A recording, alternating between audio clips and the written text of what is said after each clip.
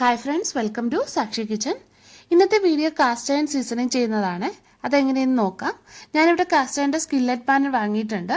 ഇത് സീസണിങ് ചെയ്തതല്ല കേട്ടോ. ഇതാദ്യം നമുക്ക് നല്ലോണം കഴുകിയെടുക്കണം. അതിനായിട്ട് പാനിലേക്ക് കുറച്ച് ഡിഷ് വാഷ് ലിക്വിഡ് ഒഴിച്ചിട്ട് നല്ലോണം സ്ക്രബ്ബർ ഉപയോഗിച്ചിട്ട് എല്ലാ ഭാഗവും ഉരച്ച് വൃത്തിയാക്കി ക്ലീൻ ചെയ്തെടുക്കാം. അപ്പോൾ ഇത് കഴുകിയെടുത്തിട്ടുണ്ട്. ഇനി ഈ പാൻ ഒന്ന് ഉണക്കിയെടുക്കണം. ഉണങ്ങിയ പാനിൻ്റെ മുകളിലേക്ക് സ്വല്പം എണ്ണ ഒഴിച്ചു കൊടുക്കാം. എന്നിട്ട് ഒരു തുണി വെച്ചിട്ടോ ടിഷ്യൂ പേപ്പർ വെച്ചിട്ടോ ഇതെല്ലാ ഭാഗത്തും അപ്ലൈ ചെയ്ത് കൊടുക്കണം.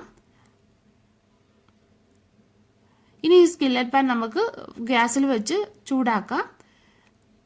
അപ്പോൾ പാൻ ചൂടായി വന്നിട്ടുണ്ട്. ഇതിലേക്ക് ഓയിൽ ഒഴിക്കാം. വെളിച്ചെണ്ണയോ സൺഫ്ലവറോ നല്ലോണം ഏത് കുക്കിംഗ് ഓയിൽ വേണമെങ്കിലും നിങ്ങൾക്ക് യൂസ് ചെയ്യാവുന്നതാണ്. എണ്ണ ചൂടായിട്ട് വരുമ്പോൾ ഇതിലേക്ക് ഞാൻ 1 സ്പൂണ് ഉപ്പിട്ട് കൊടുക്കുകയാണ്.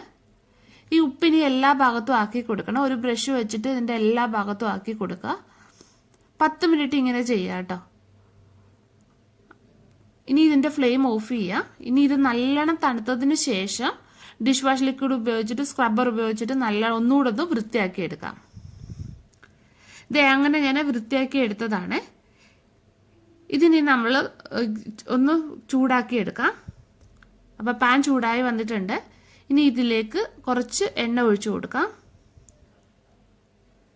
എണ്ണ ചൂടായിട്ട് വരുമ്പോൾ ഇതിലേക്ക് ഉള്ളി അരിഞ്ഞതും കൂടെ ഇട്ട് കൊടുക്കാം. ഈ ഉള്ളി നല്ലോണം ഒന്ന് വഴറ്റിയെടുത്ത് കളയാം. ഉള്ളി നല്ലോണം മൂത്ത് വരണേ. ഉള്ളി മൂത്ത് വന്നിട്ടുണ്ട്. ഇത് നമുക്ക് എടുത്ത് മാറ്റാം പാനിൽ നിന്ന്. ഞാൻ ഇനി ഈ പാനിൽ ഒരു ദോശ ഇട്ട് കാണിക്കാം.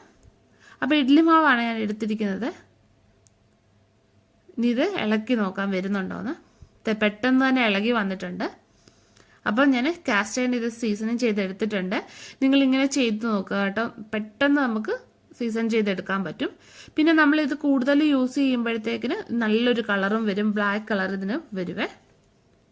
അപ്പോൾ നിങ്ങൾക്ക് വീഡിയോ ഇഷ്ടപ്പെടുകയാണെങ്കിൽ ഒന്ന് ലൈക്ക് ചെയ്യാനും ഷെയർ ചെയ്യാനും മറക്കല്ലേ.